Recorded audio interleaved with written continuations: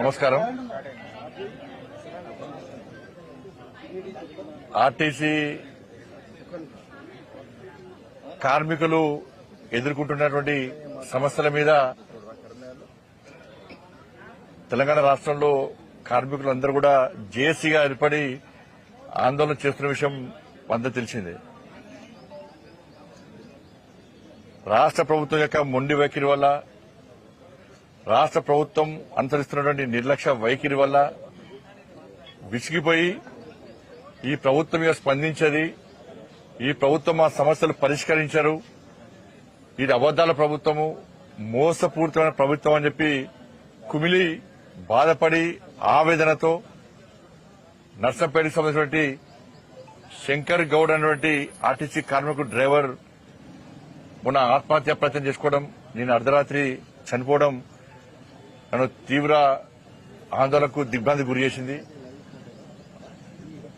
ఇది చాలా దారుణమైనటువంటి సంఘటన, ఘోరమైన సంఘటన. తెలంగాణ సమాజం అంతా కూడా ఇవాళ బాధపడుతున్నారు. ఇవాళ ఇన్ని వేల మంది కార్మికుల కోసము ఇవాళ శంకర్ గౌడ్ వాళ్ళ బలిదానం అయిపోయాడు. దానికి ఇది ఆత్మహత్య కాదు, రాష్ట్ర ప్రభుత్వము నిర్లక్ష్యంగా వ్యవహరించడం వలన ఆయన ఆత్మహత్య చేసుకుంటే ఇది రాష్ట్ర ప్రభుత్వం చేసిన హత్యగా ఇలా భారతీయ జనతా పార్టీ భావిస్తున్నది. ఇలా వాళ్ళ సమస్యల కోసం ఆందోళన చేసేటప్పుడు వాళ్ళని పిలిచి చర్చలకు పిలిచి వాళ్ళని ఒప్పించి మెప్పించి సంధానించిన ప్రభుత్వము దాన్ని భిన్నంగా గత ప్రభుత్వం ఏ విధంగా చేసిందో వార్నింగ్లు ఇచ్చి బెదిరించే ప్రయత్నం చేయడం ఇంతకంటే మూర్ఖత్వం ఇంకోటి కాదు. ఇలా 39,000 మంది కార్మికులు ఇలా సమ్మెలో పాల్గొంటున్నారు. దాదాపు 10,000 బస్సులు ఆగిపోయినాయి. ప్రతిరోజు 60 లక్షల మంది పేద ప్రయాణికులు ఇబ్బంది పడుతున్నారు ఈ సమ్మె వల్ల.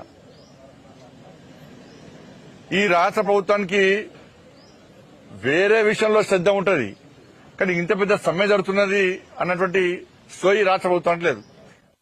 పరిస్థితి ఏంటంటే ఆర్టీసీ కార్మికులు ఉద్యోగంలో ఉన్నంతసేపు మాత్రం ఉద్యోగస్తులు. వాళ్ళ పదవీ విరమణ పొందినాక వాళ్ళ శాలరీ ఎంత అంటే ఆసరా పెన్షన్ కంటే తక్కువ వస్తుంది. ఆసరా పెన్షన్ కంటే వాళ్ళ పెన్షన్ తక్కువ వస్తుంది. అంత ఘోరమైన బతుకులు వాళ్ళ ఈ పరిస్థితి. ఆ డ్యూటీ చేసేటప్పుడు ఇంతవంతా నేను ఆర్టీసీ ఉద్యోగం చెప్పుకుంటారు తప్ప డ్యూటీ అయిపోయినాక వాళ్ళ బతుకులు చాలా ఘోరమైన పరిస్థితి వాళ్ళది. వాళ్ళకు బ్యాంకులు ఓన్లీ ఇవ్వరు ఆర్టీసీ కార్మికులు అంటే, వాళ్ళకి ఎవరు అప్పులు ఇయ్యరు, మందులకు వాటికి వీటికి కనీసం ట్రీట్మెంట్ కోసము వైద్యం చేసుకుందామంటే రూపాయి జేబులో చిల్లి గవ ఉండదు. పెన్షన్ వచ్చాక అప్పులు తీర్చడానికి పైసలు పోతాయి. అంత దుర్భరమైనటువంటి జీవితం ఇవాళ ఆర్టీసీ కార్మికులు గడుపుతున్నారు. ఇవాళ గత ప్రభుత్వం ఇదే చేసింది. 52 రోజుల పాటు గత ప్రభుత్వ హయాంలో సమ్మె చేస్తే 15-20 మంది కార్మికులు బలిదానం అయిపోయారు బీఆర్ఎస్ పార్టీ హయాంలో. న్యాయబద్దమైన డిమాండ్లను, అరే తెలంగాణ రాష్ట్రం వచ్చింది, మన్నపాల మనకు వస్తుందని చెప్పి ఇవాళ సకల జన సమ్మెలో ఆర్టీసీ కార్మికులు చేసిన సమ్మె మామూలు సమ్మె కాదు. వాళ్ళు చేసిన సమ్మెతోనే తెలంగాణ ఉద్యమం ఉవ్వెత్తులు లేచింది. 52 రోజుల పాటు సమ్మె చేస్తే గతంలో ప్రభుత్వం ఎస్మా ప్రయోగించింది. సమ్మె చేస్తే ఆ రోజే డిస్మిస్ చేస్తామని చెప్పన్నారు. పోలీస్ కేసులు పెట్టింది. అనేక మంది అనారోగ్యంతో చనిపోయారు, ఆత్మహత్యలు చేసుకున్నారు. అయినా ప్రభుత్వం కనికరించలే బీఆర్ఎస్ పార్టీ ప్రభుత్వం. ఆ రోజు కరీంనగర్ లో భారతీయ జనతా పార్టీ బాబు ఆత్మహత్య తర్వాత భారతీయ జనతా పార్టీ చేసినటువంటి యుద్దము మీరందరూ చూశారు. కరీంనగర్ మీడియా మీరందరూ చూశారు, తెలంగాణ సమాజం చూపెట్టారు. జైలుకు పోయినా మేము ఆర్టీసీ కార్మికుల కోసం యుద్దం చేసి జైలుకు పోయినా నాతో పాటు మా కార్యకర్తలు నాకు జైలుకి వచ్చారు. ఆ రోజు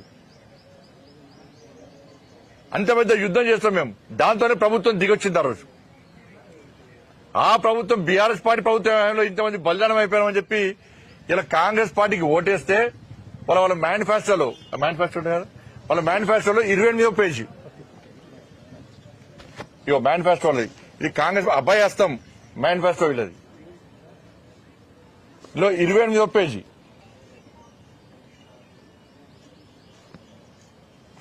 జిల్లా ఆర్టీసీ కార్మికులను ప్రభుత్వంలో విలీన ప్రక్రియ పూర్తి చేసి 2 పీఆర్సీ బకాయిలు వెంటనే చెల్లిస్తాం.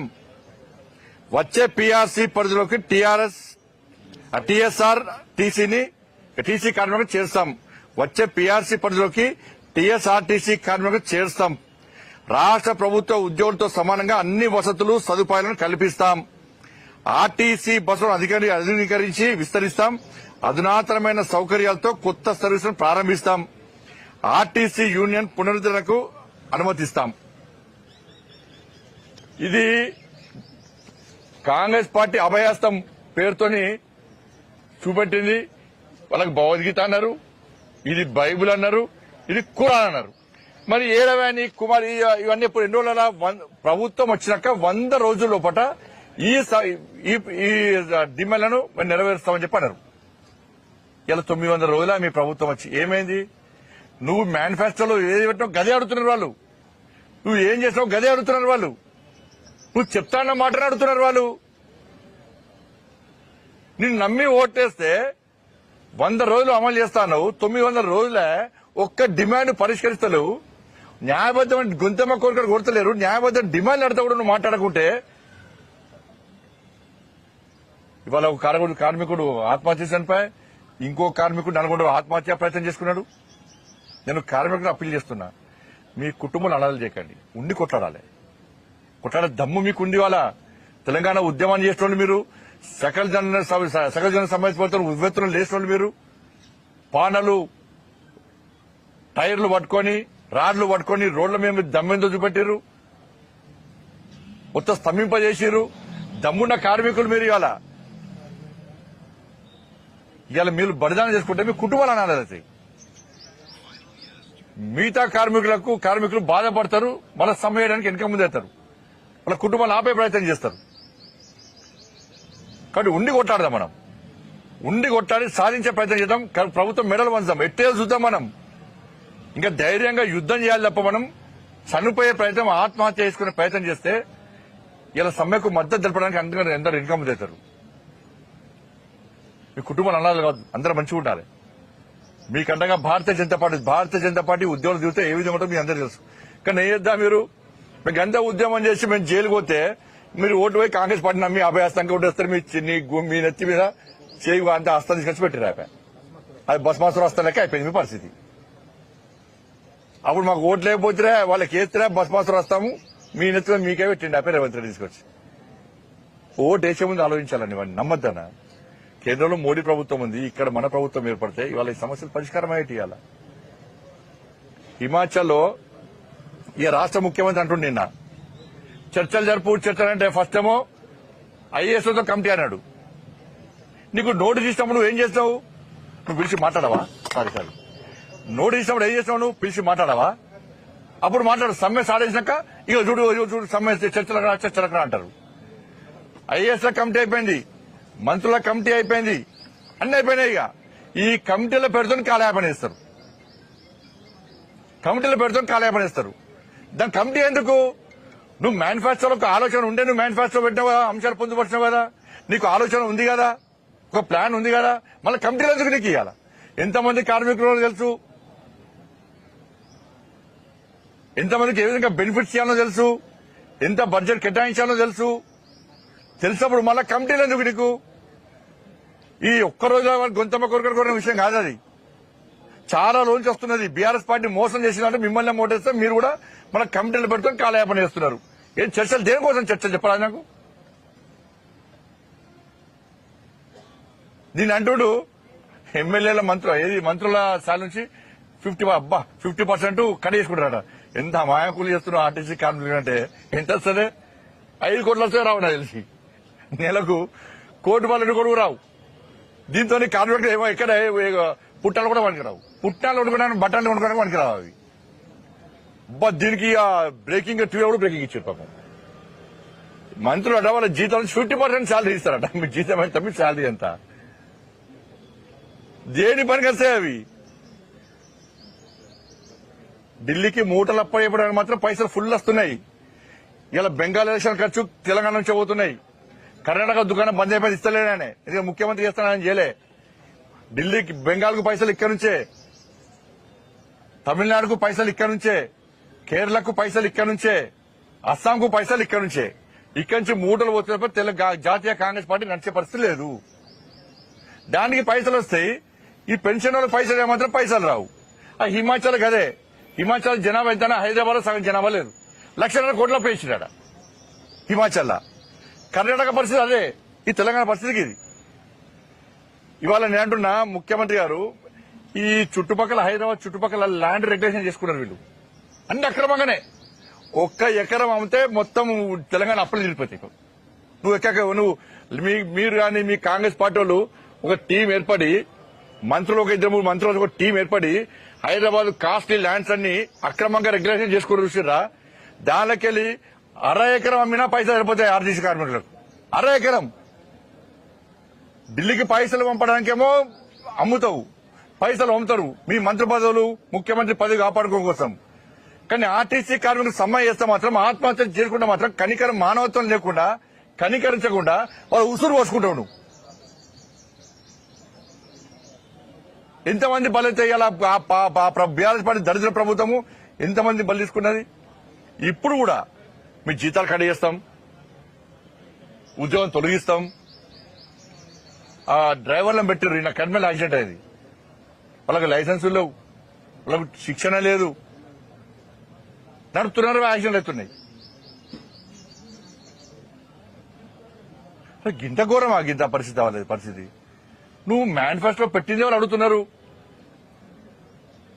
కాబట్టి భారతీయ జనతా పార్టీ ఆర్టీసీ కార్మికుల యొక్క న్యాయబద్దమైన డిమాండ్లకు, వాళ్ళు చేస్తున్న సమ్మెకు భారతీయ జనతా పార్టీ పూర్తి మద్దతు ఇస్తున్నది.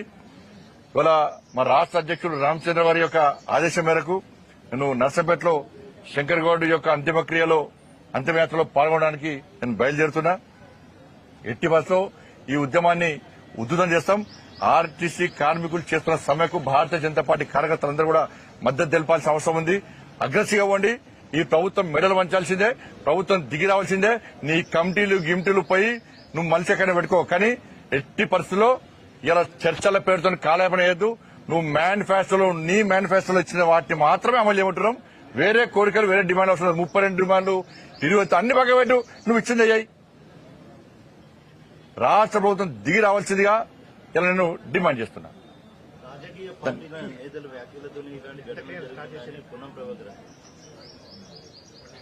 సమ్మె రాజకీయ నాయకులు చెప్తే సమ్మె స్టార్ట్ అయిందా? నీ మేనిఫెస్టోలో మేము పెట్టినామా? డిమాండ్లు మేము పరిష్కరిస్తాం మేము పెట్టినామా? మీ మేనిఫెస్టో మేము తయారు చేస్తామా? 100 రోజులు హామీ ఇస్తామని చెప్పి మేమన్నామా? ఇప్పుడు రేపు ఏమంటారు, కేంద్రం నుంచి తీసుకురావాలంటారు చూడు రేపు. ఇక అన్ని ఇక కేంద్రాన్ని అడిగి పెట్టినావు నువ్వు మేనిఫెస్టో. నరేంద్ర మోడీ గారు ఫోన్ చేసి ఇవి పెట్టినామని అడిగి పెట్టినావు నువ్వు. అప్పులు రాస్తాము, అప్పులు తీరుస్తాం, డిమాండ్ పరిష్కరిస్తామని చెప్పి అన్నావు. చెయ్యి, ఇప్పుడు చెయ్యి. ధన్యవాదాలు.